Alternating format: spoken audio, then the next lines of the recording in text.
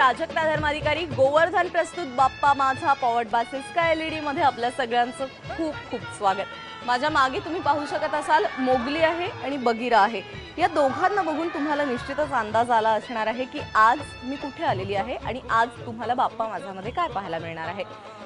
आज आपण ज्या ठिकाणी आलेलो आहोत त्या मुंबईतल्या काळा चौकी गणेशोत्सव सार्वजनिक मंडळामध्ये त्यांनी यावर्षी जंगल बुक साकारलेला आहे।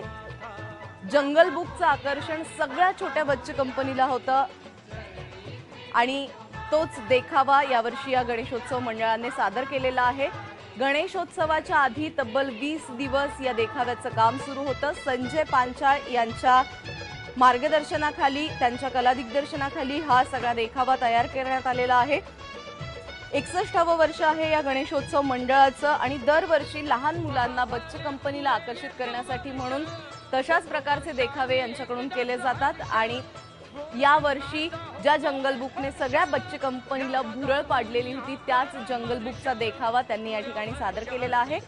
सार्वजनिक गणेशोत्सव मंडळांमध्ये मोठमोठे देखावे केले जातातच, मात्र घरांमध्ये देखील आपण पाहतोय की अगदी आपल्या बाप्पासाठी म्हणून छानशी आरास केली जाते, इको फ्रेंडली आरास केली जाते आणि मग अशा गोष्टींना देखील प्राधान्य मिळावं, यांना देखील प्रोत्साहन मिळावं म्हणून दरवर्षीप्रमाणे यावर्षी देखील एबीपी माझाने घरगुती गणपती स्पर्धा आयोजित केलेली आहे आणि यावर्षी घरगुती गणपती स्पर्धेचे जे विजेते असणार आहेत त्यांना होणार आहे आदेश बांदेकर आणि सुचित्रा बांदेकर यांच्यासोबत अष्टविनायक यात्रा।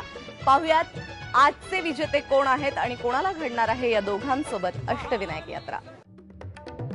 एबीपी माझाच्या घरगुती गणपती स्पर्धेत तुमचा भरघोस प्रतिसाद आम्हाला मिळाला। आजचे 10 उत्कृष्ट गणपती यांचे आहेत सुशीला हिरेमत, बार्शी, सोलापूर, शरद दुसाने, डोंबिवली, सारंग कडू, दुबई, अजित वाहिले, मावळ, पुणे, शैलेंद्र आपटे, कर्वेनगर, पुणे, विश्वनाथ वंजिरे, कांजूरमार्ग, मुंबई, रोहन ठोंबरे, कोल्हापूर,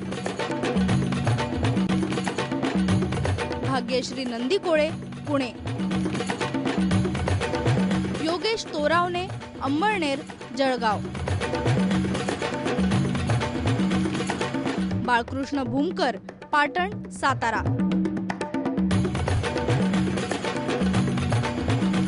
आणि आजचे विजेते आहेत शरद दुसाने। विजेत्यांचं हार्दिक अभिनंदन।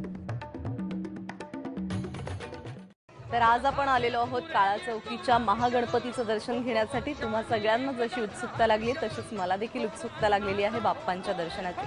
आधी आपण दर्शन घेऊ। बाप्पा मोरया रे, बाप्पा मोरया रे, चरणी ठेवी तुम्हाचा।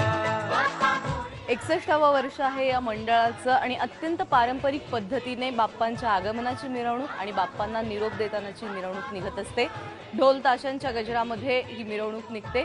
यावर्षी सगळीकडे बोललं जातंय की डॉल्बी विरहित गणेशोत्सव साजरा केला जावा, मात्र हे मंडळ गेल्या 61 वर्षांपासून म्हणजे अगदी पहिल्या वर्षापासून आतापर्यंत कधीही या मंडळाने डॉल्बी लावलेलं नाहीये, तर ढोल ताशांच्या गजरामध्ये याची मिरवणूक निघत असते। त्याचबरोबर जे महाराष्ट्राची परंपरा असलेले खेळ आहेत किंवा वारकरी आहेत अशा पद्धतीने वेगवेगळ्या गोष्टी या ठिकाणी आपल्याला पाहायला मिळतात आणि तोच गणेशोत्सवाचा सगळ्यात महत्त्वाचा आणि मोठा धागा आहे की या सगळ्या आपल्या परंपरा ज्या आहेत किंवा गणेशोत्सवाच्या माध्यमातून आपण या सगळ्या गोष्टींना जोडत असतो, तेच हे मंडळ देखील करतंय गेल्या अनेक वर्षांपासून। जाता जाता पुन्हा एकदा घेऊयात या महागणपतीचं दर्शन।